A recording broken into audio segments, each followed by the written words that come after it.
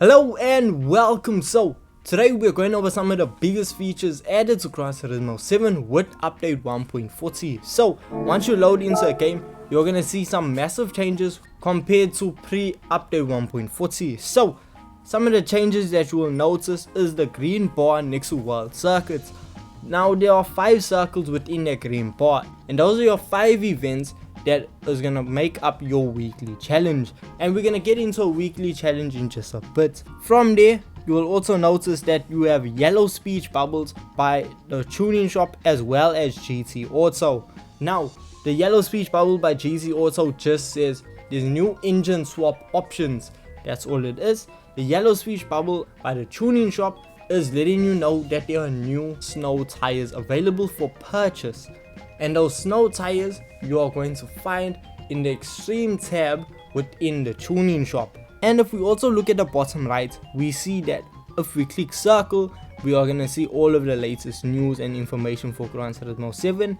However, the new addition of the dashboard. So now if you click on dashboards, it will bring up a few sections of information that you may be interested in, but I know majority of the time you aren't gonna be. So just like in the top corner, we see the number of cars that I have, how much the assets within the garage cost, how much percentage of each manufacturer makes up my garage.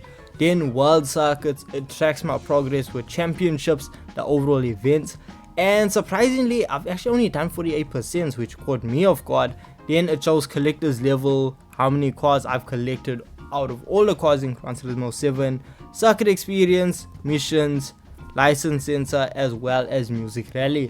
Now some people may have noticed that this is very similar to the profile, yes, to my page, that gives very similar information. For example, we see that the amount of cars that I bought is there, the amount of credits I spent is there, but the distance traveled, the amount of time driven, the fuel economy, it's just like slightly different. So the dashboard is slightly different compared to my profile. However, it is, how do I say, a bit more detailed. Each of them have their own perks, so there are differences between these two pages. Once we head into world circuits, we are going to be first greeted by Sarah. Sarah is going to let us know that weekly challenges are now available. Now to access weekly challenges, they're going to be in the top right hand corner of the screen. Now as you can see, it's not only weekly challenges that are in the top right hand corner of your screen. No, you're also going to find the event directory.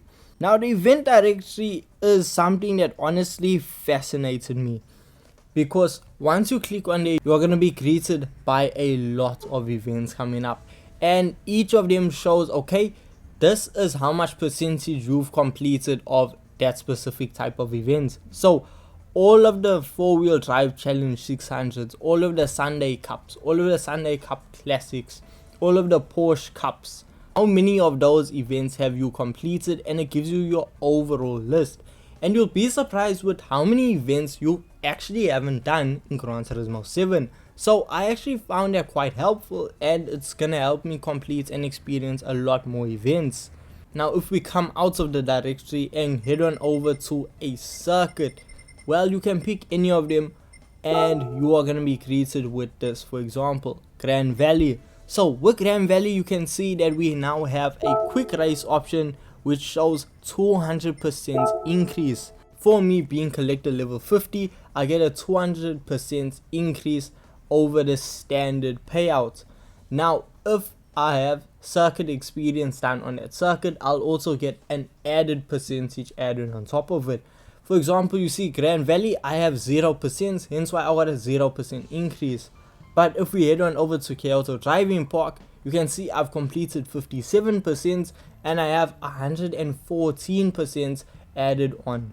But if you complete 100% of the circuit experience, well, you are gonna have 200% added on top of it. So a total of 400% increase over the standard usual payout. So you can see it is a massive increase over the standard amount of money. However, this still isn't gonna make a massive way or be groundbreaking and change the way we see money grinding in Gran Turismo 7.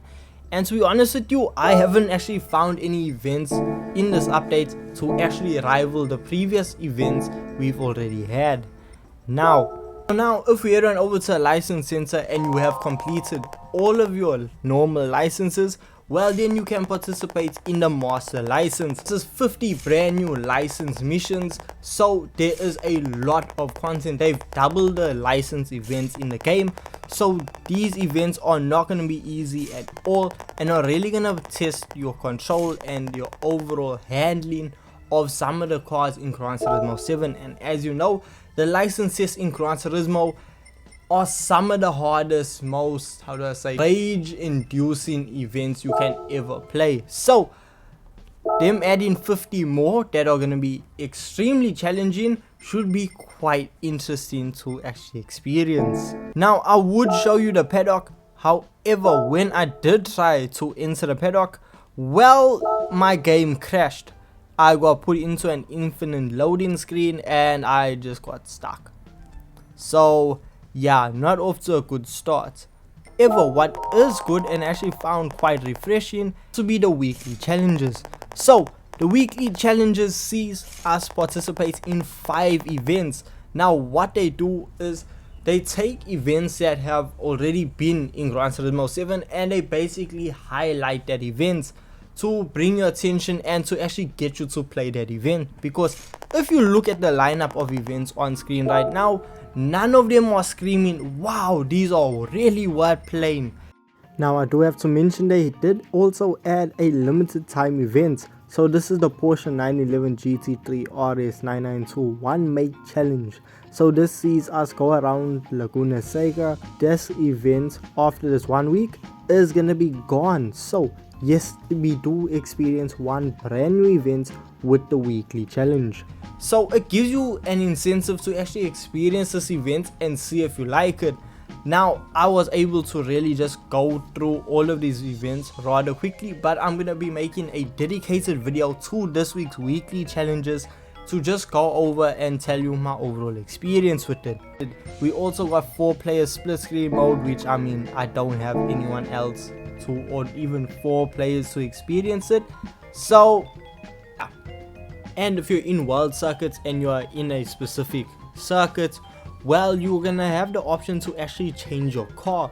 Now this should save you a lot of time, because previously without this feature you would have to go out of the circuit, go back into the overall world circuit map, then still go back to the main map, then go into the garage, change your car, and then go back to the original circuit. So this is just gonna save you so much time, so much loading time. In fact, it's just something small that a lot of players are actually going to be able to take advantage of. Now when it comes to photography, they also added shutter speed. Now when it comes to using the shutter speed, in fact, now the lower the shutter speed, the longer it will actually take for the photo to render. So that is something you also just need to keep in mind. And also in the detailed setting of your camera settings, you have the ability to set how fine you want your picture to look. So that about wraps it up for the main features, or the big features that have been added with this update. If I did miss anything, please let me know in the comment section down below, and I'll see you guys in the next video. Peace.